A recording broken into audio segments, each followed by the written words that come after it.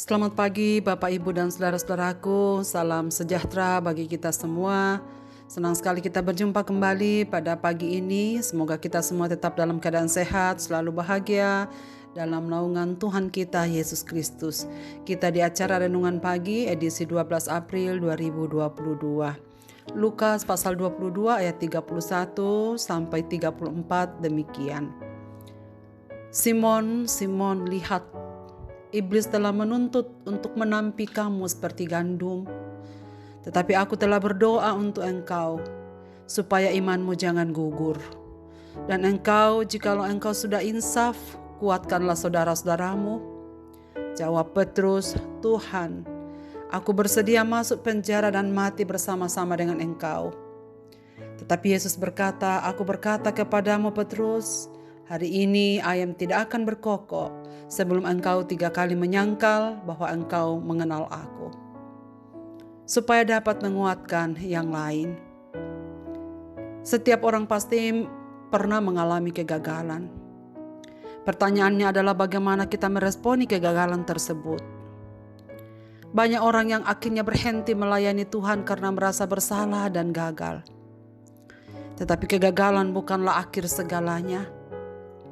Sebaliknya, kegagalan bisa menjadi awal yang baru dan bangkit menjadi pribadi yang lebih kuat dalam mengikut Kristus.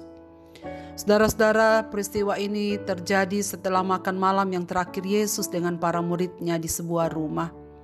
Setelah perjamuan malam selesai, para murid berdebat tentang siapa yang akan memperoleh kedudukan terbesar di antara para murid. Lalu Yesus memberikan pengajaran penting bahwa menjadi nomor 1 bukanlah masalah. Tetapi untuk menjadi nomor 1 atau terbesar haruslah menjadi seorang pelayan seperti dirinya. Setelah itu Yesus memberi perhatian khusus kepada Petrus dengan mengingatkan bahwa iblis telah menuntut untuk menampi kamu seperti gandum. Tetapi aku telah berdoa untuk engkau, supaya jikalau engkau sudah insaf, kuatkanlah saudara-saudaramu. Yesus memperingatkan dia bahwa setan meminta izin untuk menampi para murid seperti gandum, menggoncang mereka untuk memisahkan gandum dan sekam. Musuh ingin mengguncang iman Petrus dengan harapan dia jatuh dan menjauh dari Yesus seperti sekam yang tertiup angin. Terhadap pernyataan Yesus ini, Petrus berkata, Tuhan, aku bersedia masuk penjara dan mati bersama engkau. Lalu Yesus mengingatkan, malam ini ayam tidak akan berkokok sebelum engkau 3 kali menyangkal aku. Di sini kita melihat bahwa Petrus tidak bersandiwara mengatakan kesediaannya untuk mati bagi gurunya. Terbukti pada saat penangkapan, Petrus menghunus pedang dengan berani ke arah salah seorang imam yang bernama Maltus dan memutuskan telinganya. Di sini kita lihat Yesus bersedih mendengar apa yang Petrus katakan. Yesus sangat mengerti keadaan Petrus, bahwa ia tidak sedang bersandiwara. Karena itu ia tidak marah merespon sikap Petrus yang dengan semangat mengatakan akan kuat menghadapi pencobaan. Dan saudara-saudaraku, disinilah titik lemah kita. Ketika kita merasa diri kita kuat, iblis sudah bersiap untuk menjatuhkan kita di area itu. Karena itu Yesus berkata bahwa aku telah berdoa supaya imanmu jangan gugur. Saudara-saudara, dari peristiwa ini kita dapat belajar bahwa Allah mengizinkan iblis untuk mencobai kita hanya sampai batas-batas tertentu dan dengan seizin Allah. Lihat saudara sekalian keadaan Ayub dalam pasal 1 ayat 10 sampai 12.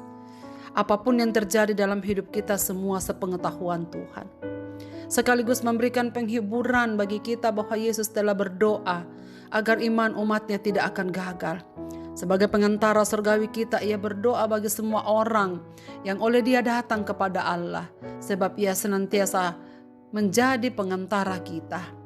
Allah setia di dalam segala pencobaan kita, memelihara kita untuk menyediakan suatu jalan keluar.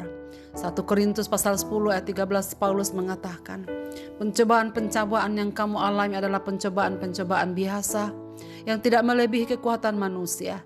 Sebab Allah setia dan karena itu ia tidak akan membiarkan kamu dicobai melampaui kekuatanmu.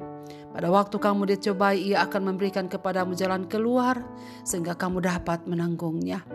Saudara-saudaraku, Apakah maksudnya Tuhan mengizinkan kita menang atas berbagai pencobaan? Supaya kita dapat menguatkan sesama kita yang menderita pergumulan yang sama.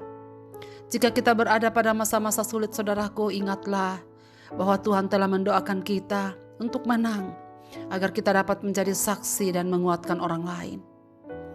Hari ini apakah ada kegagalan yang menjadi ganjalan bagi kita untuk melayani Tuhan? Mari datang kepadanya dan izinkan Tuhan memakai kegagalan kita untuk maksudnya yang mulia. Marilah kita berdoa. Bapa di sorga, Bapa dalam nama Tuhan Yesus, kami mengucap syukur sebelum mengawali dan melanjutkan kegiatan aktivitas kami di hari ini. Kami berhadapan dengan firman-Mu. Kami berkaca pada kehidupan Petrus.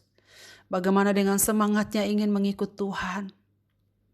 Tetapi ya Tuhan, kami mengaku bahwa sungguh kami membutuhkan kekuatan dari Tuhan.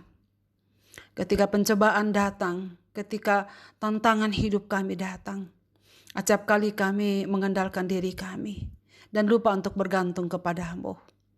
Terima kasih untuk firman-Mu yang mengingatkan kami ini, bahwa ketika kami datang kepada-Mu ya Bapa, sesungguhnya Engkau sudah mendoakan kami supaya kami jangan kalah. Dan kemudian kami berbalik kepada-Mu, supaya dengan itu kami dapat menjadi saksi-Mu di tengah-tengah kehidupan dunia ini. Bapa Surgawi, teguhkanlah firman-Mu ini dalam hati kami. Ajarlah kami untuk selalu berserah dan bersandar sepenuhnya kepada-Mu di dalam tangan Tuhan yang kuat, supaya kami selalu kuat di dalam Engkau, berjalan di sepanjang waktu seturut dengan kehendak-Mu. Hamba-Mu mendoakan setiap keadaan bangsa dan negara kami.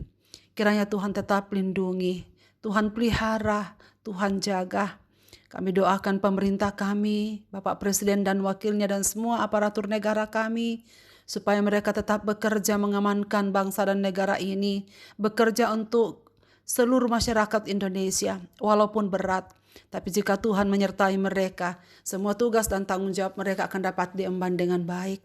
Dan ke dalam tangan-Mu Tuhan kami serahkan orang-orang yang memang dengan sengaja ingin membuat kericuhan di dalam bangsa dan negara kami, yang tidak senang melihat keadaan bangsa ini berjalan dengan baik. Tuhan, ampunilah mereka, bawalah mereka untuk sungguh-sungguh hidup dalam kebenaran, supaya mereka belajar bagaimana seharusnya hidup di tengah-tengah masyarakat yang membaktikan diri dengan tulus untuk kepentingan masyarakat secara umum. Seluruh umat-umat-Mu yang mendengarkan renungan pagi ini dimanapun mereka berada, Bapa, Engkau tahu keadaan mereka. Kiranya Tuhan memberikan sukacita iman, mengiring Tuhan, dan bersandar kepada-Mu setiap waktu, bahwa kami hanya bisa kuat untuk menjalani kehidupan ini kalau kami berada di dalam tangan Tuhan yang kuat, yang memelihara kami dan menyertai kami di sepanjang waktu. Dengarlah doa kami ini Bapa, kami datang kepadamu dalam Yesus Kristus Tuhan dan Juru Selamat kami. Selamat beraktivitas Bapak Ibu dan saudara-saudaraku. Tuhan Yesus memberkati kita sekalian. Amin.